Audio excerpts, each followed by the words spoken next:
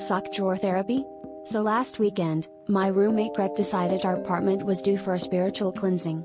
Now, if you knew Greg, you'd know he's the kind of guy who alphabetizes his cereal boxes and once tried to detox his phone by dunking it in lemon water. But whatever, I figured he wanted to vacuum and maybe light some sage. Next thing I know, he's walking around with a clipboard and a copy of The Life-Changing Magic of Tidying Up under his arm like he's about to audit the IRS. He starts in the kitchen, holding up utensils and asking, "Does this bring you joy?" I said, "That's a fork, Greg, it brings me spaghetti." He nodded thoughtfully and put it in a maybe pile. But honestly, I didn't really worry until he marched into my room, eyes blazing, and announced, "It's time to tackle the sock drawer."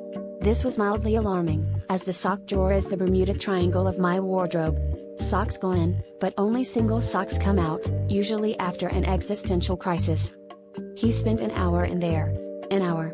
When he finally emerged, he looked like he just negotiated a hostage release. I peeked in, expecting color-coded rows or at least pairs. Instead, my socks had been organized into 3 categories: emotional support, casual acquaintances, and the ones that ghosted you. He'd even made little signs with Sharpie. Apparently, my thick wool hiking socks were always there for you in tough times, while the thin dress socks were only around when things get formal, never for the hard stuff. Greg then handed me a flowchart to help me reconnect with my footwear on a deeper level. I stared at the chart, then at my socks, then back at Greg, who was now hugging a pillow and whispering, "If it doesn't spark joy, it's just dead weight." So now, thanks to Greg, every morning I have to ask myself, do I want emotional support or just someone to cover my feet?